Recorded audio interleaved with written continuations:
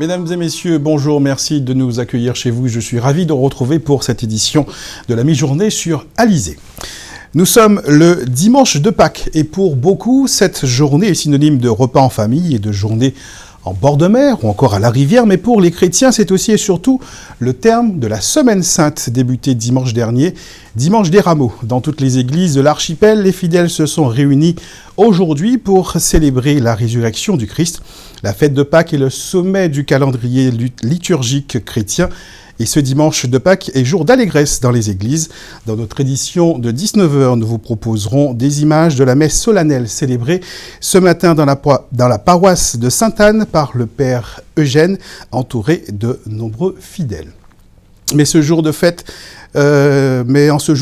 nous nous sommes demandé si les pratiques religieuses rassemblaient ou au contraire divisaient les filles et fils de Dieu.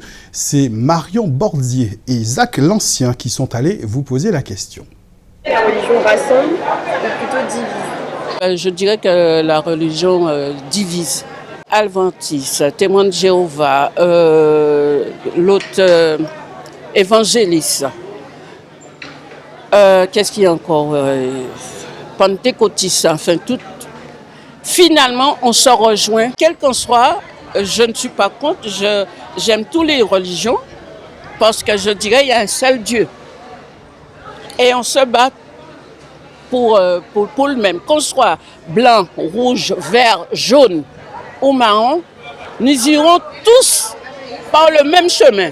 Je pense qu'elle divise plus parce que les gens ont tendance à créer plusieurs sortes de religions et je pense que c'est pas bien et c'est des choses qui ont été annoncées même sur l'Apocalypse.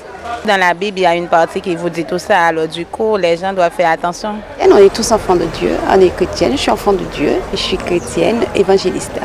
C'est quoi la différence entre un évangéliste et par exemple un protestant? C'est un peu pareil, c'est protestant, il y a protestant évangéliste et évangéliste. C'est soit on croit en cet esprit ou on ne croit pas en cet esprit. Il y a des dérives au niveau des religions, par exemple avec les attentats. C'est une excuse, c'est un prétexte. C'est vraiment dommage de confondre parce que si on est croyant, on est censé s'améliorer, s'agir, faire le bien. C'est aujourd'hui la grande journée d'animation de la 24e édition de la fête du crabe à Morne-à-l'Eau. Comme chaque année, des milliers de visiteurs locaux et touristes ont envahi Grippon pour ne rien manquer des concours et des dégustations proposées. Matété, Kalalou et Dombré à crabe au menu de tous les stands des restaurateurs présents aujourd'hui. Mais hier, 6 cuisiniers s'affrontaient au cours d'un concours culinaire où c'est l'originalité qui primait. Celui qui voulait décrocher le Bocaux d'Or devait réaliser un plat innovant à base de crabe et de produits du terroir. Muriel Barlagne a assisté à la préparation des 2 lauréats du Bocaux d'Or 2016. Reportage. Organisé par la Prodécarme, l'Association pour la protection et le développement du crabe et des autres ressources de la mangrove, le concours culinaire commence par un tirage au sort. Les 6 candidats inscrits au trophée des Bocaux d'Or 2016 découvrent ainsi l'ordre dans lequel ils présenteront leur plat devant le jury. À cette occasion, chacun remet sa recette sur une feuille. Elle doit être une pure création à base de crabe et de produits du terroir. On insiste que ce soit du crabe de terre, parce que Morne-à-l'Eau, c'est le crabe de terre. Et on insiste aussi que ce soit original, inédit, ce n'est pas une recette qu'on trouve dans les livres. Vient ensuite le moment d'aller en cuisine. Les plats ont été préparés en amont. Les participants ont une demi-heure pour les réchauffer et dresser une assiette. Clotilde Coudrin vient de Port-Louis. C'est la première fois qu'elle participe à ce concours ouvert aux amateurs. Sans emploi, elle a le temps de cuisiner et de créer de nouvelles recettes que sa famille goûte avec plaisir. Son objectif, devenir traiteur à domicile. Aujourd'hui, elle prépare une assiette pleine de poésie. Tartare de crabe avec sa patate douce Vichy, sur un lit de salade de Christophine, accompagné de sa sauce au crabe. Guy Firpion a remporté le Bocaux d'Or 2 fois de suite, en 2013 et en 2014. Cuisinier dans un lycée, cet univers lui est familier. Pour cette édition, le Mornalien d'adoption s'est laissé inspirer par les légumes du pays. Le résultat est assez complexe. Complexe, oui et non. En fin de compte, j'ai préparé une timbale, quoi. Une timbale à base de... J'ai fait déjà un truc de manioc. C'est avec la manioc, la noix de coco, de l'huile de coco et du crabe à l'intérieur avec des épices, surmonté d'un flan de giromont, d'une mousseline de pois d'Angole, et puis encore une deuxième mousseline de malanga. Tout ça avec un peu de crabe sur chaque étage, qui sera servi avec ces petits légumes pays farcis. C'est au tour de Clotilde Coudrin de passer devant le jury. Il est composé de 4 personnes, dont un chef cuisinier qui en est aussi le président. Après une brève présentation du plat, c'est le moment de la dégustation. La recette de Clotilde a tout pour plaire. Il y a le goût, il y a la cuisson est maîtrisée, donc il n'y a rien à dire pour l'instant. Une présentation et un goût qui sortent de l'ordinaire. Aucun des candidats ne réussira à surpasser la création de Clotilde. C'est elle qui remporte le Bocaux d'Or 2016. Je ne m'attendais pas du tout.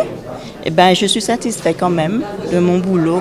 Ils ont pu tenir compte le travail que j'ai pu faire et puis le goût de tout, se ressentir l'amour aussi dans le plat et puis voilà. Quant à Guy Firpion, il termine à la 2e place cette année. Triste nouvelle, en ce dimanche de fête, un enfant de 2 ans a perdu la vie ce matin. Section Viard à Sainte-Rose, la jeune victime a été fauchée par un véhicule alors qu'elle traversait la route nationale 2 selon certains témoignages. Le contexte précis de cet accident reste à définir. Le conducteur du véhicule en cause est aux mains des forces de l'ordre. Bien évidemment, une enquête est ouverte pour déterminer les responsabilités de chacun. Peu après cette tragédie, Claudine Bajazet, maire de Sainte-Rose, a lancé un appel à la plus grande des vigilances sur sa page Facebook. Cet accident mortel est l'occasion pour nous de nous interroger sur l'efficacité des campagnes de sensibilisation menées par les services en charge de la question. Fabrice Douglas, délégué de la cellule départementale de la sécurité routière en Guadeloupe, était l'invité mardi du journal d'Aurélie Ronze.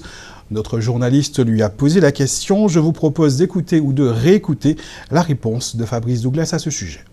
L'année dernière, on a lancé pas mal d'actions de communication, de prévention, et on a atteint un chiffre historique de 40 tués sur la route. Donc effectivement, on a des années où effectivement on a les chiffres qui portent à la hausse. Mais c'est vrai qu'on travaille avec des acteurs en charge de la sécurité routière qui font un travail énorme sur le terrain. Donc c'est un travail de longue haleine qui malheureusement parfois a tendance à ne pas payer, mais on continue le travail sur le terrain. Ça veut dire qu'il y a un relâchement de la part des Guadeloupéens, puisque les chiffres étaient plutôt bons l'année dernière, cette année ils sont mauvais?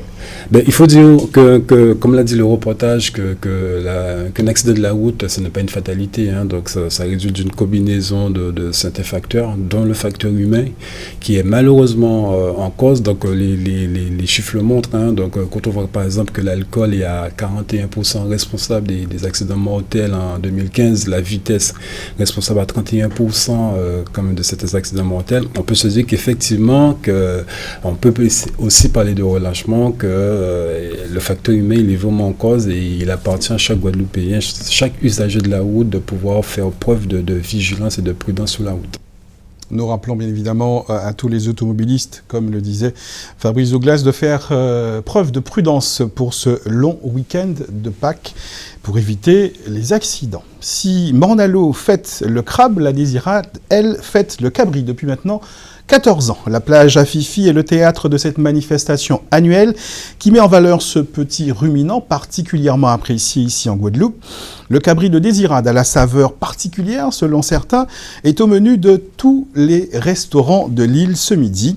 Pour ceux qui ont la chance d'être à la Désirade aujourd'hui, profitez bien de cette journée qui se poursuivra avec notamment des animations dans l'après-midi et un concert de Femmes qui cassent ce soir sur la plage à Fifi.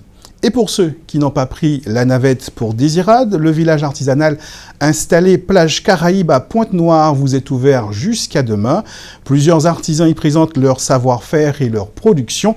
Parmi les belles et les bonnes choses à déguster, des produits à base de fruits à pain, des totoblos et le pipilite que Karine Gelman s'est empressée de goûter pour nous.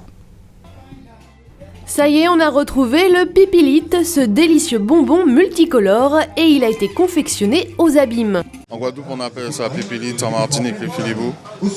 Bon, c'est du sucre travaillé à chaud avec des arômes et du colorant. Nous, ça va faire 3 ans que nous sommes sur le marché, en fait. En fait, c'est un ancien qui nous a appris à le faire. Et on perpétue la chose, en fait, voilà. Le consommer local et le retour des produits d'antan sont à la mode, alors découvrez le totoblo. Le totoblo, c'est ce qu'on appelle communément le smoothie. Vous l'appelez le smoothie, moi j'appelle le totoblo parce que c'est un mot qui ressemble plus à la Guadeloupe que le smoothie, qui est un mot anglais. On ne sait pas ce que c'est. Bon, on sait pas ce que ça veut dire, mais on sait ce que c'est. Donc du coup, j'ai cherché un nom et totoblo, c'est ça qui était qu'à nous plisser en fait. On peut tout avoir. Aujourd'hui, par exemple, il y a de l'avocat, il y a de la mangue, les premières mangues, de l'ananas, il y a un peu de tout en fait, du coco, du melon, les fruits et légumes de saison en fait. Le marché artisanal de Pointe-Noire accueille donc des artisans avec des produits locaux remaniés. Mon stand, c'est le fruit à pain dans tous ses états. Et donc là, je présente un ouvrage c'est un livre de cuisine dans lequel il y a des recettes autour du fruit à pain, donc du sucré, du salé, de l'entrée jusqu'au dessert, avec une rubrique pour les bébés et une approche sur l'agro-transformation. C'est un fruit qui est énergétique, donc il n'est pas très calorique. Et c'est un féculent, c'est aussi un fruit-légume parce qu'il a cette particularité d'être à la fois un légume, un féculent et un fruit à diverses périodes de maturation. Et on peut l'utiliser pour faire des plats, comme pour faire des crèmes, pour faire des flans, pour faire des gâteaux, ou aussi faire de la farine par exemple. Manger local et traditionnel donc, tout en restant dans l'air du temps.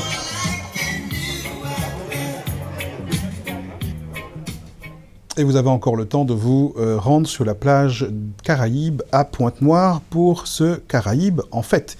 Une bonne nouvelle pour la région Guadeloupe et l'ensemble des collectivités territoriales d'outre-mer. En milieu de semaine, l'Assemblée nationale a adopté à l'unanimité une proposition de loi déposée par Serge Letchimy. Le texte du député martiniquais vise à renforcer l'intervention des collectivités ultramarines en matière de coopération régionale.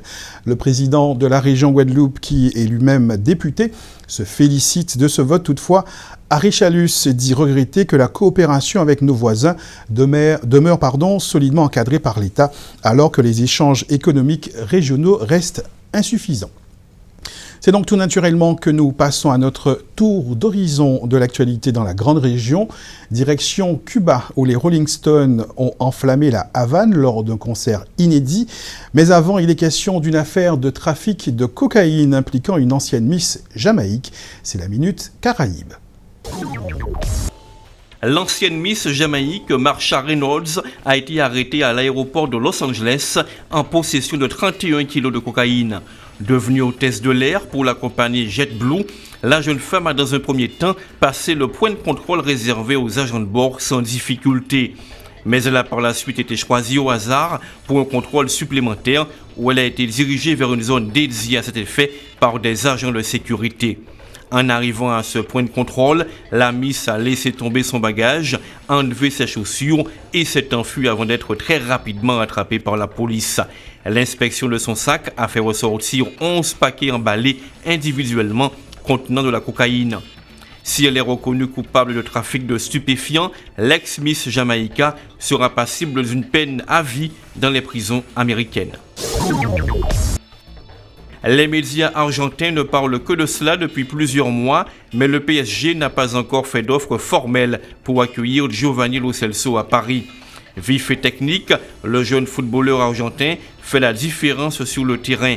À 19 ans, il a déjà disputé une vingtaine de rencontres avec son équipe de Rosario Central, qui figure en tête du championnat argentin.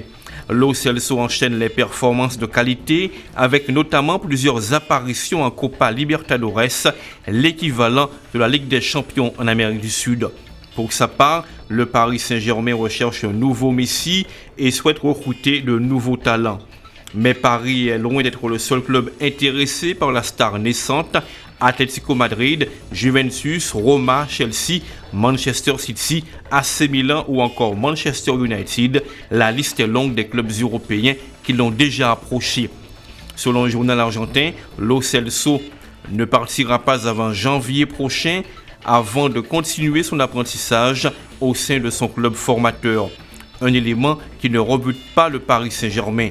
Ces dirigeants auraient d'ailleurs rencontré leurs homologues argentins cette semaine au cours de déjeuner. Le montant de la transaction pourrait s'élever à 15 millions d'euros, un prix nettement au-dessus de la valeur réelle du joueur qui ne repousserait pourtant pas le club champion de France. On l'avait déjà annoncé depuis plusieurs semaines, ils l'ont fait. Les Rolling Stones ont déchaîné quelques 500 000 personnes venues assister à leur concert inédit et démesuré à la Havane. Mick Jagger, en chemise bordeaux et veste de paillettes multicolores, a d'emblée conquis ses fans par son jeu de scène tonique, accompagné de Keith Richards, Ronnie Wood, Charlie Watts et du bassiste Darrell Jones. Une scène de 80 mètres de long et 7 écrans géants avait été installée dans la Ciudad Deportiva, un complexe inauguré avant la révolution castriste de 1959 et point de départ du bannissement de la musique rock à Cuba. Une foule hétéroclite était massée dans cette enceinte située près du centre-ville qui était déjà aux 3/4 pleine plusieurs heures avant le début du concert. Avant les années 80, les Cubains devaient écouter les Beatles ou les Rolling Stones à partir de bandes magnétiques et de cassettes audio échangées sous le manteau. Au cours des 30 dernières années, le rock a progressivement été toléré jusqu'à s'imposer dans les médias d'État. Malgré l'embargo, quelques musiciens américains ont pu se produire sur le sol cubain, notamment Kool and the Gang en 2009. On reste dans la grande région avec les Carifta Games après celle de natation en Martinique où la sélection de Guadeloupe a fini première. Sur la première marche du podium, les épreuves d'athlétisme se déroulent à Grenade et là aussi les Guadeloupéens se distinguent avec d'abord le record des Carifta établi par Yanis David à la longueur féminine chez les moins de 20 ans. Le précédent record datait de 1989. Avec un saut de 6,48 m, la jeune athlète a réalisé du coup les minima pour les championnats du monde junior. On retiendra aussi la victoire au triple saut d'Enzo Otbar avec 15,14 m chez les moins de 18 ans. Il réalise les minima pour les championnats d'Europe de la discipline. On passe à la Coupe des Nations de la Caraïbe de football en match éliminatoire. La sélection de Guyane a compromis ses chances de qualification en s'inclinant 2-1 en déplacement à Hamilton face à son homologue des Bermudes. Les Yanadoko, comme on appelle les joueurs de l'équipe de Guyane, devront impérativement s'imposer mardi prochain à domicile à Rémire-Montjoly contre Cuba s'ils veulent se qualifier pour le prochain tour. La 5e édition du Guadabiche International se déroule actuellement sur la plage de l'autre bord à Moule, une compétition de beach tennis qui accueille les meilleurs nationaux et mondiaux de la discipline. Pour autant, les joueurs locaux entendent briller et dignement représenter le beach tennis local. Parmi eux, Mathieu Pori, portrait de ce multiple champion de Guadeloupe signé Éric Pommier. La voilà, l'une des meilleures chances de représenter dignement la Guadeloupe à cette 5e édition du tournoi international du beach tennis, Mathieu Pori. Champion de la Guadeloupe 4 années consécutives, ce jeune Martiniquais confortablement installé en Guadeloupe est un ancien joueur de tennis, son meilleur classement -4-6. Autrement dit, l'univers de la raquette n'a pas de secret pour ce sportif accompli. Il y a 5 ans, Mathieu Pori découvrait le beach tennis. Oh là, c'est compliqué. Là, en fait, je voulais pas spécialement jouer au beach. J'ai pris du temps, en fait. Et c'est mon frère et Placide qui m'ont incité à jouer à ce jeu qui est très, très impressionnant. L'ascension a été fulgurante pour ce beacher en duo avec Pierre-Gilles Placide avec des titres, champion de la Guadeloupe, champion de France. Une régularité qui s'est soldée par une belle 6e place dans le top français et désormais une 89e place au classement ITF. Mathieu Pori rêve du titre ultra, mais il est conscient que le niveau mondial a beaucoup évolué. énormément évolué parce que tout le monde s'adapte et on est obligé d'évoluer nous-mêmes et c'est vraiment de l'évolution au total. La terre battue ou les surfaces synthétiques contre le sable, les gestes, les déplacements, Mathieu Pori a dû s'adapter pour trouver de nouveaux repères, objectifs, se mettre uniquement en mode beach, pas toujours évident. Il y a un gros changement quand on veut évoluer. En fait, le tennis, ça aide énormément sur les gestes, mais une fois qu'on veut évoluer dans l'international ou autre, les gestes changent vraiment. Et on a un petit souci, c'est-à-dire ce qu'on fait au beach, on le remet au tennis, mais c'est amusant. Voilà. Pour cette 5e édition, Mathieu Pori veut faire bien, cette fois, avec la complicité de son frère pour barrer la route aux grosses pointures internationales. Dans le pire des cas, se contenter de rééditer l'exploit d'inscrire à son tableau de chasse un nouveau titre de champion de la Guadeloupe. Ça, Mathieu Pori sait le faire.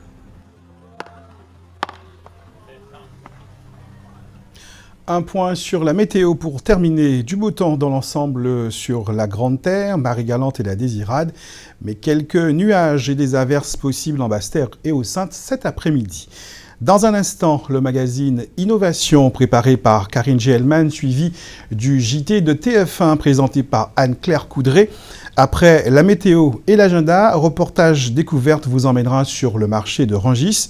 Pendant un an, une équipe du magazine est allée à la rencontre des commerçants de ce marché d'intérêt national. Passez une bonne journée sur Alizé Guadeloupe. Je vous donne rendez-vous ce soir 19h pour une nouvelle édition de l'actualité régionale.